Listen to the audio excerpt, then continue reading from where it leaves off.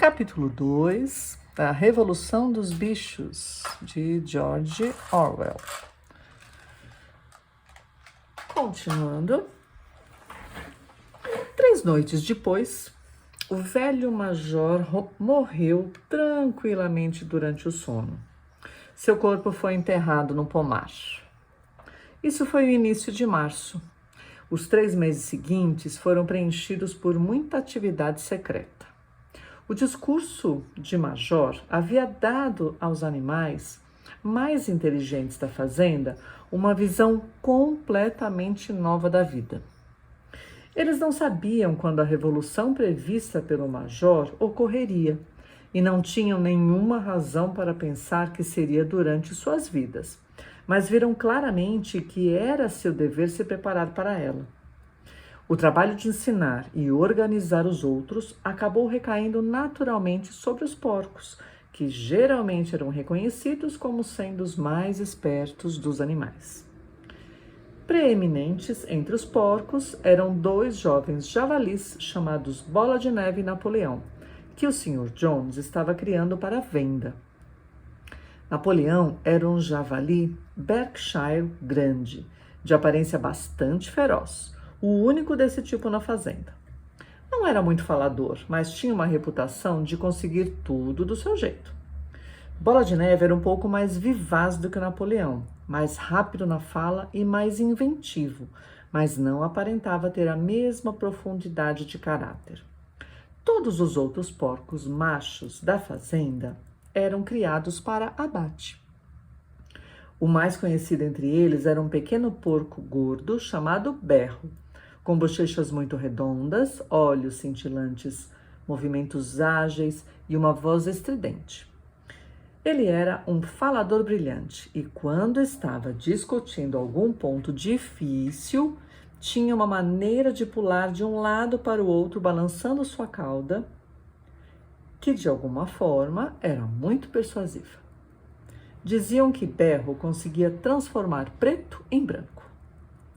Os 3 tinham elaborado os ensinamentos do velho major em um sistema completo de pensamento que chamaram de animalismo. Várias noites por semana, quando o Sr. Jones já estava dormindo, eles realizavam reuniões secretas no celeiro e expunham aos outros os princípios do animalismo. No início, eles se depararam com muita estupidez e apatia. Alguns dos animais falavam do dever de lealdade ao Sr. Jones, a quem se referiam como mestre, ou faziam observações rudimentares como o Sr. Jones nos alimenta. Se ele não estivesse aqui, morreríamos de fome. Outros fizeram perguntas como: por que deveríamos nos importar com o que acontece depois de estarmos mortos? Ou: se essa revolução vai acontecer de qualquer maneira, que diferença faz se trabalharmos nela ou não? E os porcos tiveram grandes dificuldades em fazê-los ver que isso era contrário ao espírito do animalismo. As perguntas mais estúpidas de todas foram feitas pela Molly, a égua branca. A primeira pergunta que ela fez ao Bola de Neve foi: ainda haverá açúcar depois da revolução? Não, disse Bola de Neve firmemente. Não temos os meios necessários para fazer açúcar nessa fazenda. Além disso, você não precisa de açúcar. Você terá toda a aveia e feno que quiser. E ainda poderei usar fitas na minha crina? Perguntou Molly. Camarada, disse Bola de Neve, essas fitas, das quais você gosta tanto, são os símbolos da sua escravidão. Você não consegue entender que a liberdade vale mais do que fitas? Molly concordou, mas não pareceu muito convencida. Os porcos tiveram uma luta ainda mais difícil para contradizer as mentiras proferidas por Moisés, o corvo dócil.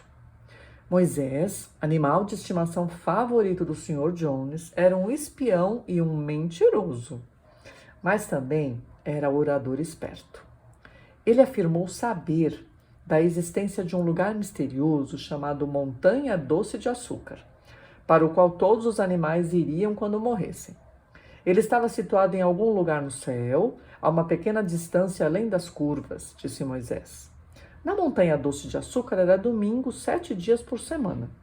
A grama crescia o ano inteiro e torrões de açúcar e bolos de linhaça davam em árvores. Os animais odiavam Moisés, porque ele só contava histórias e não trabalhava.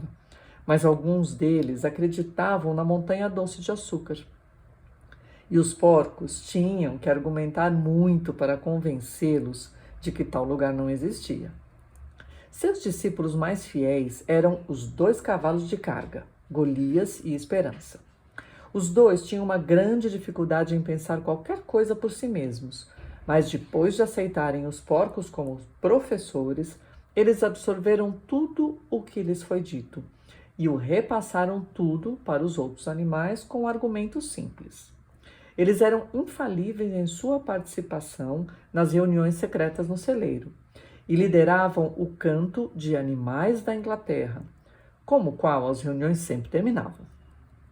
Mas, no fim das contas, a revolução foi alcançada muito antes e mais facilmente do que qualquer um havia esperado. Nos anos anteriores, o Sr. Jones, embora fosse um mestre duro, havia sido um fazendeiro capaz, mas ultimamente atravessava um mau período.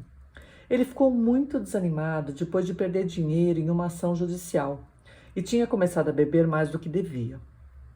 Ele sentava durante dias inteiros em sua cadeira de madeira na cozinha, lendo os jornais, bebendo e ocasionalmente alimentando Moisés com pedaços de casca de pão embebidas em cerveja. Seus homens eram ociosos e desonestos. Os campos estavam cheios de ervas daninhas. As construções precisavam de telhados novos. As sedes estavam negligenciadas e os animais não eram bem alimentados. Junho chegou e o feno estava quase pronto para ser cortado. Na véspera do verão, em um sábado, o Sr. Jones foi para Whittington e ficou tão bêbado no Leão Vermelho que só voltou ao meio-dia do domingo. Os homens tinham ordenhado as vacas de manhã cedo e depois saíram para caçar lebres, sem se preocupar em alimentar os animais. Quando o Sr. Jones voltou, ele foi imediatamente dormir no sofá da sala de visitas com um jornal cobrindo seu rosto, de modo que quando a noite chegou, os animais ainda não tinham recebido comida. Finalmente, eles não aguentaram mais. Uma das vacas quebrou a porta do celeiro com seus cornos e todos os animais começaram a se servir diretamente dos sacos. Foi só então que o Sr. Jones acordou.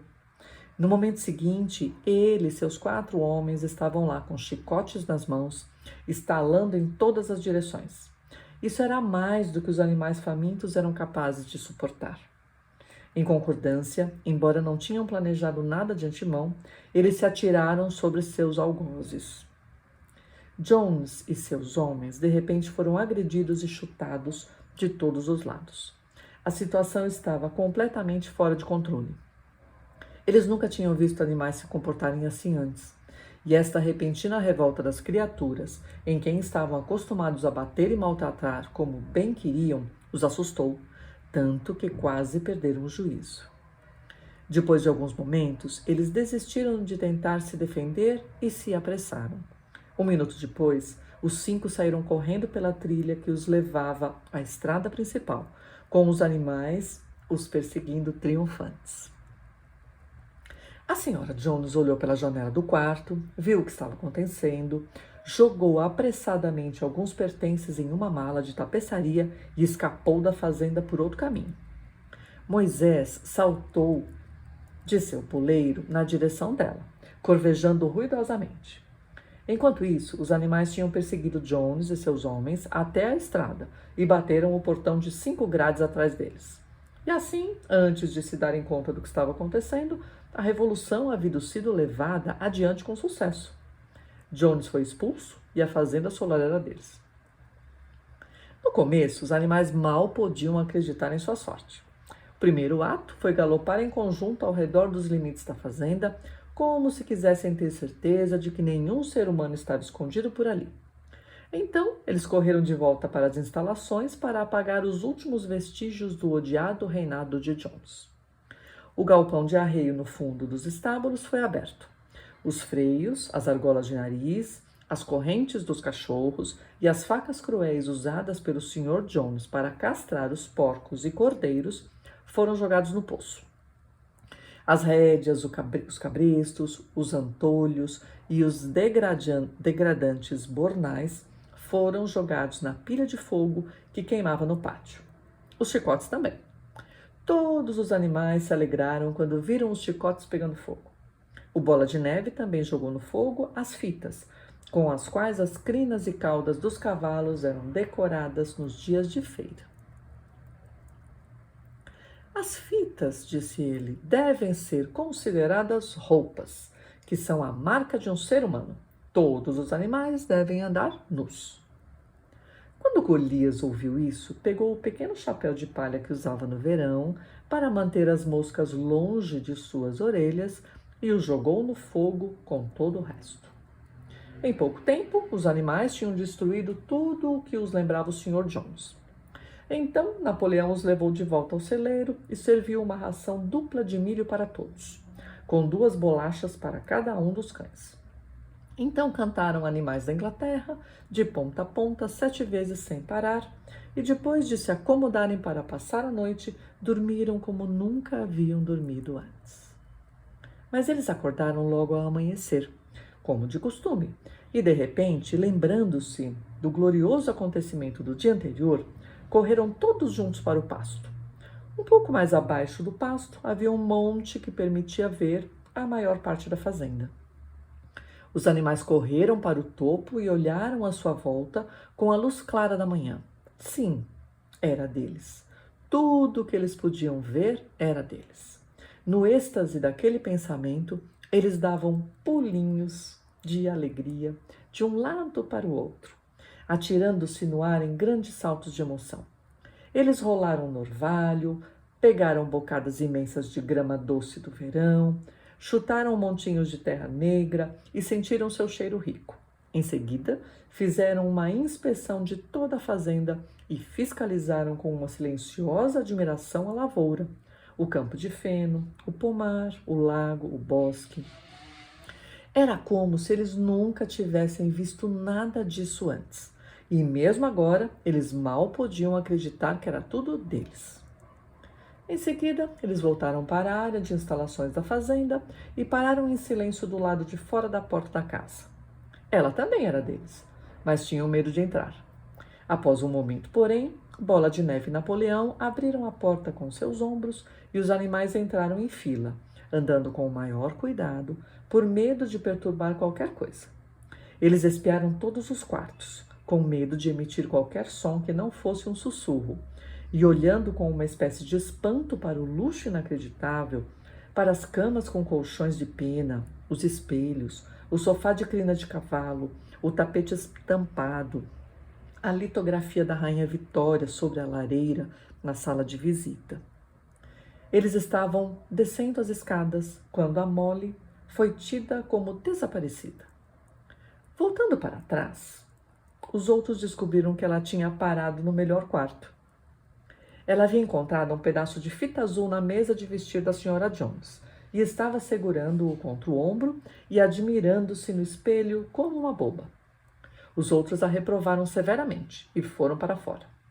Com exceção de alguns presuntos pendurados na cozinha, que foram levados para serem enterrados, e o barril de cerveja na copa, que foi amassado com um chute do casco de Golias, nada na casa foi tocado. Uma resolução de que a casa deveria ser preservada como um museu foi aprovada com unanimidade no local. Todos concordaram que nenhum animal jamais deveria viver lá. Os animais tomaram seu café da manhã e então Bola de Neve e Napoleão se convocaram novamente. Camaradas, disse Bola de Neve, são 6h30 e temos um longo dia pela frente. Hoje começamos a colheita do feno, mas há outro assunto que deve ser tratado primeiro. Os porcos agora revelaram que durante os últimos 3 meses, eles haviam aprendido a ler e escrever sozinhos, a partir de um velho livro ortográfico que tinha pertencido aos filhos do Sr. Jones e que havia sido jogado em um canto. Napoleão mandou buscar potes de tinta preta e branca e conduziu o caminho até o portão de 5 grades que dava para a entrada principal. Então, Bola de Neve, que sabia escrever melhor, pegou um pincel entre os 2 nós de sua pata, riscou Fazenda Solar da Barra Superior do portão e em seu lugar pintou Fazenda dos Animais. Este era o nome da fazenda a partir de agora. Depois disso, eles voltaram às instalações, onde Bola de Neve e Napoleão mandaram buscar uma escada que foi encostada na parede da extremidade do grande celeiro. Eles explicaram que, com seus estudos dos últimos 3 meses, os porcos tinham conseguido reduzir os princípios do animalismo a 7 mandamentos. Estes 7 mandamentos estariam agora escritos na parede. Eles formariam uma lei inalterável que todos os animais da Fazenda dos Animais devem seguir para sempre. Com alguma dificuldade, pois não é fácil para um porco equilibrar-se em uma escada, Bola de Neve subiu e se pôs a trabalhar, com um berro alguns degraus abaixo dele, segurando o pote de tinta. Os mandamentos foram escritos na parede coberta de piche em grandes letras brancas, que podiam ser lidas a 30 metros de distância. Eram os seguintes: os 7 mandamentos. 1. O que quer que ande em 2 pernas é inimigo. 2. O que quer que ande sobre 4 pernas ou que tenha asas é um amigo. 3. Nenhum animal deve usar roupas. 4. Nenhum animal deve dormir em uma cama. 5. Nenhum animal deve beber álcool. 6. Nenhum animal matará outro animal. 7. Todos os animais são iguais. Foi muito bem escrito, e exceto que amigo foi escrito anigo e um dos S's foi escrito invertido, a grafia saiu correta durante toda a escrita. Bola de Neve leu a lista em voz alta para o benefício dos outros. Todos os animais acenaram com a cabeça em total concordância, e os mais espertos logo começaram a decorar os mandamentos. Agora, camaradas, gritou Bola de Neve, jogando o pincel de pintura para o campo de feno. Façamos da colheita um momento de honra. Vamos colher mais rápido do que Jones e seus homens jamais puderam fazer. Mas neste momento, as 3 vacas, que já pareciam inquietas há algum tempo, deram um grande mugido. Elas não tinham sido ordenhadas há 24 horas e suas tetas estavam quase explodindo. Depois de um pouco de reflexão, os porcos mandaram buscar baldes e ordenharam as vacas com bastante sucesso, já que suas patas pareciam adaptadas a essa tarefa. Logo, havia 5 baldes de leite cremoso, espumoso, que vários animais olhavam com grande interesse. O que vai acontecer com aquele leite todo? Disse alguém. Jones, às vezes, misturava um pouco de leite na nossa ração, disse uma das galinhas. Esqueçam o leite, camaradas, gritou Napoleão, colocando-se na frente dos baldes. Isso será resolvido. A colheita é mais importante. O camarada Bola de Neve vai liderar o caminho. Seguirei dentro de alguns minutos. Avante, camaradas. O feno está esperando. Então os animais trotaram para o campo de feno para começar a colheita e quando voltaram à noite, notaram que o leite tinha desaparecido.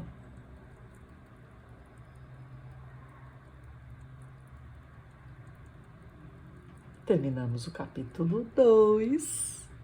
Eu já estou curiosa para saber o que vai acontecer. Até o próximo vídeo, pessoal, onde eu vou entrar com o capítulo 3 desse livro que está sendo bem interessante. Agradeço que vocês estão aqui comigo, compartilhando comigo. Deem um like se vocês gostaram, que aí o YouTube manda para mais gente. Se inscrevam se estão gostando. Apertem no sininho para todas as notificações chegarem a vocês. Deem like e aguardo vocês no próximo vídeo. Ótima tarde a todos.